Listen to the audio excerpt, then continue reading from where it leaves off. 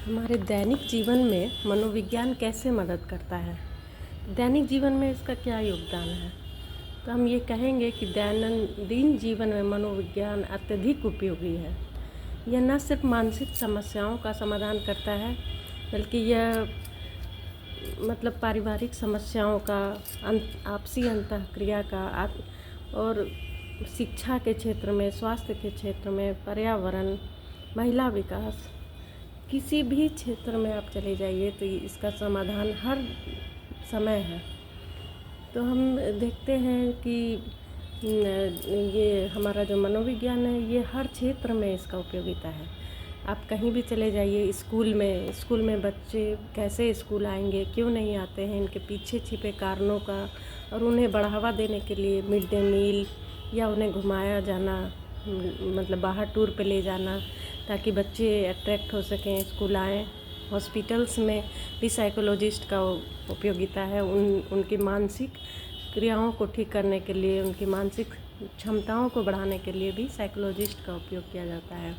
Industry में आप देखिए कि हमारे जो कारीगर होते हैं और मालिकों के बीच आपसी संबंधों को अच्छा करने के लिए कौन कौन से उपाय होने चाहिए, उन सब को उपयोग में लाया जाता है। फिर बोनस दिया जाता है, उन्हें घुमाया जाता है, टूर कराया जाता है, टारगेट पूरा होने पर उन्हें कुछ रिवार्ड भी दिया जाता है। तो इस तरह से हर क्षेत्र में, वो चाहे कोई भी हो, प्राइवेट प्रैक्टिस में भी काउंसलर के रूप में इनकी उपयोगिता है।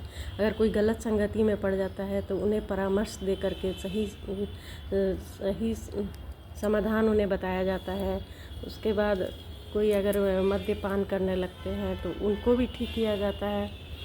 तो इस तरह से हम देखते हैं कि कोई भी क्षेत्र हो, हर क्षेत्र में साइकोलॉजी का उपयोगिता है। अगर आप सुबह सो के उठते हैं और आपको उठने का मन नहीं कर रहा है, या फिर आप ब्रश करने का मन नहीं कर रहा है, तो फिर आपका उस व्यवहार पर भी उसका असर पड़ता है और आप पूरे दिन अच्छे से बात नहीं कर पाते हैं किसी से।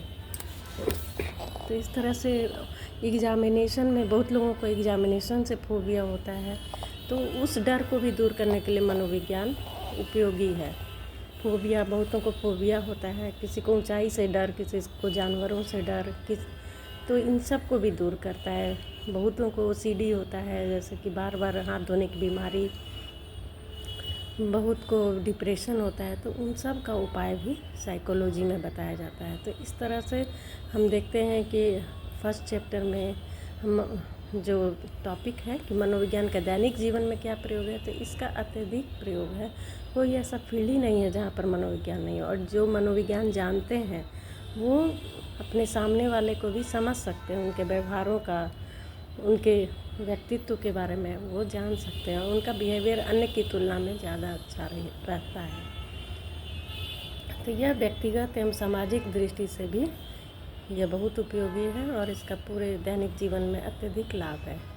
इस तरह से हमारा फर्स्ट चैप्टर ख़त्म होता है और इनसे हमारे 11th क्लास के स्टूडेंट्स को 11 नंबर का क्वेश्चन पूछा जाता है, जिसका कि मुझे उम्मीद है कि वो अच्छे से कर पाएंगे। और अगर कहीं दिक्कत हो तो प्लीज़ मुझे कमेंट करके बताएं, मैं उसका समाधान ज़रूर बताऊंगी। Thank you. आप मेरे चैनल को लाइक करें एंड सब्सक्राइब करें ताकि मेरा भी उत्साह बढ़ सके। Thank you.